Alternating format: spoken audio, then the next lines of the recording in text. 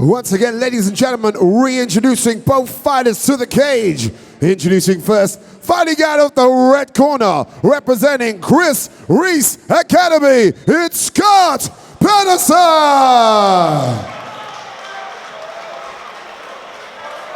And his opponent fighting out of the blue corner, representing Liverpool, Valentino, it's Luke Crossland. Referee for the contest is Neil Hall. Oh, eat now, will you? Sugar powder.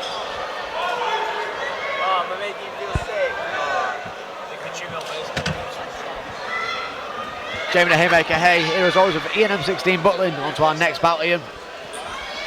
Luke Crossland taking on Scott Penderson. Here we go again.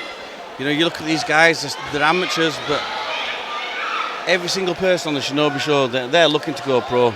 Yeah, absolutely, that's it. You know, it is what they're looking for, and you know, I mean, Luke Crossland 9-2 now. His MMA record. Fought some very good guys. In fact, he fought one of my teammates, Daryl Golding, on Ice FC. That was for the belt as well. You know, very, very tough fight. So yeah, he's certainly looking at, you know, when you look at, he's only had 2 losses on his record out of 11. One of them being to Daryl. It's not too bad, is it? No, not really at all. Daryl, very good fighter. Very good at pro now, Daryl. Yeah. So yeah, Luke's got to be close to going pro himself.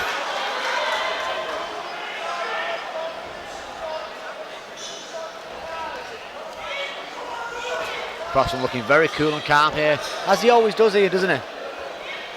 Yeah, but oh, look at that, nice and relaxed. Using that jab, working off that jab as well.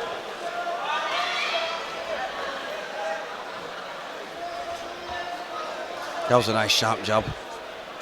Yeah, I think very crisp boxing so far from again Crossland there. Three sharp jabs in a row. The jab's such an underrated weapon. Obviously something you appreciate, obviously your brother Andy being such a high level boxer, and yourself. Yeah, boxing. Yeah, I mean myself and Andy both boxed for England before Andy turned pro, and you know I know how good the jab. You know, can win a fight just with a jab. Do you think it's much more effective in MMA than people realise? Certainly. You know, wait, look. Nice up kick there as well. Oh, look at that. Crossland now pulling guard after that beautiful slam. We'll go for that armbar. Attacking straight away from that guard. Attacking though off his back. We've seen him up against Daryl. He went for a knee bar from the back and really caught onto Daryl as well. So we know he can submit from his back.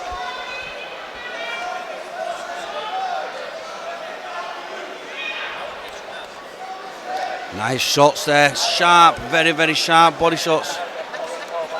Yeah, big overhand though from Penderson here. He's trying to work. You got to be very careful with Crossland though, because he's got such an active guard. He's constantly looking for arms or for triangles. He's always looking for something from the bottom.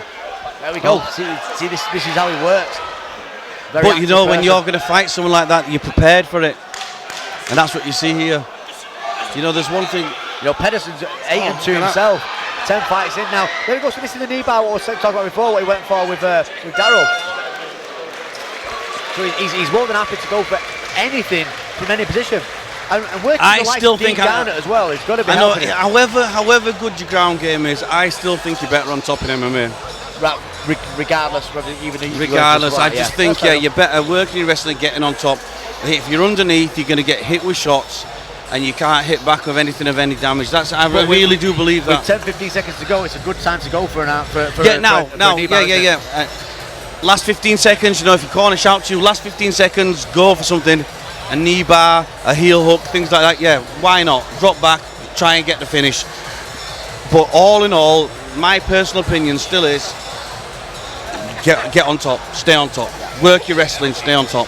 Yeah, I think we've seen it from Ian Entwistle in the UFC when in one of his fights he was very, you know, he got a fantastic leg lock in the first sort of 10-15 seconds, whatever it was, and then ended up winning within about 30. Where in his last fight he struggled, didn't he, to get that. Yeah, I think Ian Entwistle, especially, you know, there's always going to be an anomaly, and Ian Entwistle is, you know, so and and he got that win that time. But then it's the one not going to after- work The consistently. one after that, he struggled, didn't he? So Yeah. that's what I'm saying. Yeah, he was a struggle. Definitely. So let's see what Crossland can do now, because he's looked so sharp so far.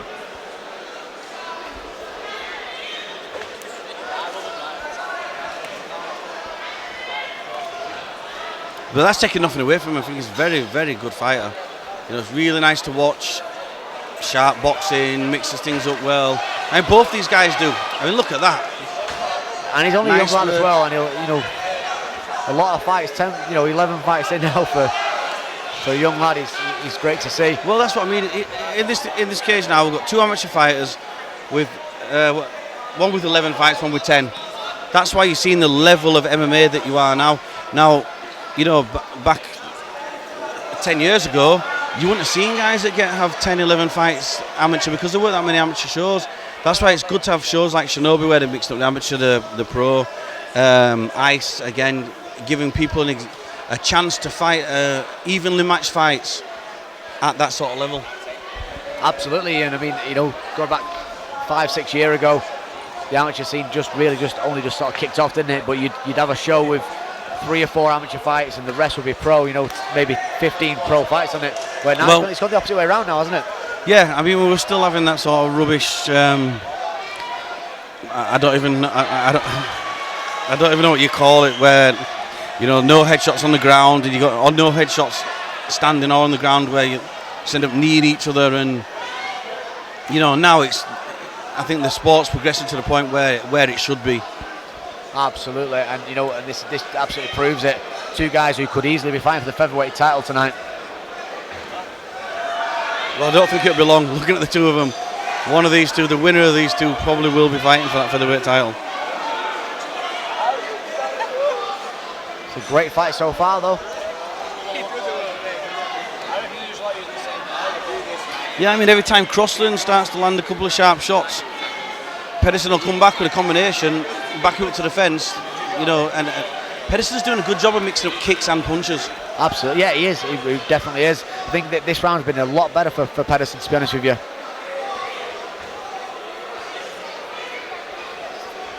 Where Crossland in the first round seems to be way more dominant and pushing forward, and whether it was wrestling or stand up, he seems to have the edge. Where this round, Penderson's really sort of turned it on. Yeah, I'd agree with that. Definitely agree with that 100%.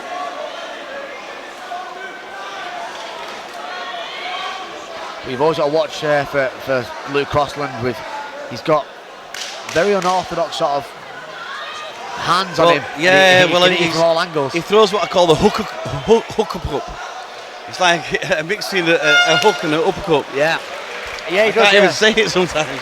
But that's what it is. It's quite like an in-swinging sort of punch as well. A very much easy way to explain it is the Nassim Ahmed kind of shot. Yeah. He moves around, he looks, he'll drop his left shoulder, and he'll come up with a mix right in the middle of an uppercut and a hook. Yeah. And it's a very hard shot. If you're not used to that in the gym, it's a very hard shot to avoid. Yeah. I think that was a much better round though for Penderson, but Crossland is an absolute demon in the cage, and he's always exciting to watch. So this fight, I think both these guys will be looking at either turning pro next, or they'll be looking at that featherweight match tonight with Amarson and Zabitis, and thinking, I fancy this fight. I think they'll be looking at. Well, I fancy either of these 2 guys against those 2 guys. I do. I don't say I fancy them winning, but I think it'll make a very good fight. The 4 of them together, all good fighters. Yeah, it would be a nice fight, that.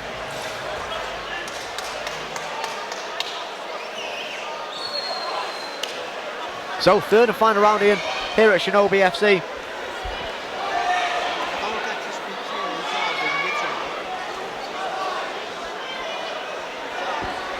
So Crossland working off that jab again. He works off that left sort of leading hook as well, like you say. Yeah. There you go, but it's a nice, just a simple like 1-2 coming back from Penderson. He does the basics very, very well. And look at that. Yeah, you got to watch that knee though. Well, the one thing with Penderson is that as I've said a couple, just as I'm saying that, the one thing with Penderson that I've seen is he puts together the punches with that right leg very well. Yeah. He might bring it up as a knee, he might bring it up as a kick, but he does do the punches, and in a nice combination. Crossland is just showing a good vocabulary of shots, just loads of different Great shots. all-round MMA, really, from Crossland. You know, his full MMA game is absolutely fantastic. He seems to be well-rounded in every area. I think his stand-up is superb. But the dominating in the centre of the cage, the way that Penderson's worked, I wouldn't be surprised if the judges gave this fight to him. I just think his footwork, the way he's worked there. He's not getting caught clean, again, dominating the centre, putting him back to the cage. You see that? The way that he's doing that, I think it scores higher than the judges. The way we've seen the scoring tonight, we've made a couple of mistakes, or I wouldn't say mistakes, we've judged slightly different to the judges have. Now, the way that I'm watching this, I think with the way that Penderson has controlled the centre, worked his striking, I wouldn't be surprised if he got the decision. Yeah, I mean, the way the judges work in MMA can differ from what a lot of the public do think, and including ourselves sometimes do think. But I mean, I think Crossland's he's starting to show in this round a lot more. I think his boxing background's coming in, where you can see that his head movement is very, very boxing based. He's sort of taking that sort of low, sort of swinging head. He's ducking a lot. In MMA, you've got to be careful with that for knees, but you can see his boxing base is coming into it a bit more.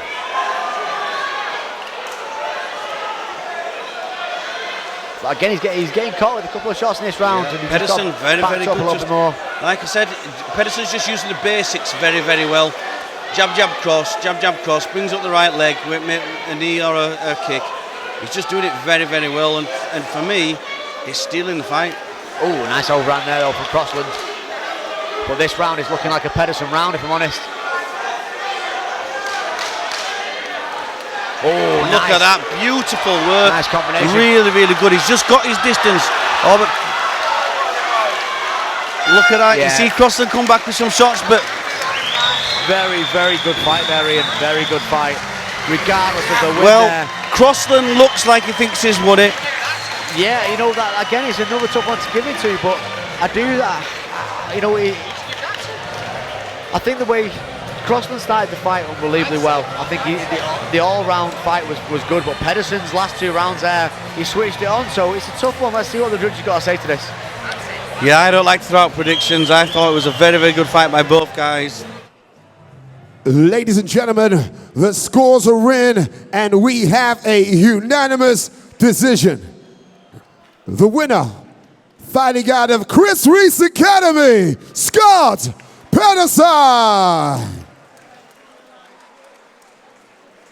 Once again, give it up for the runner-up, Mr. Luke Crossland.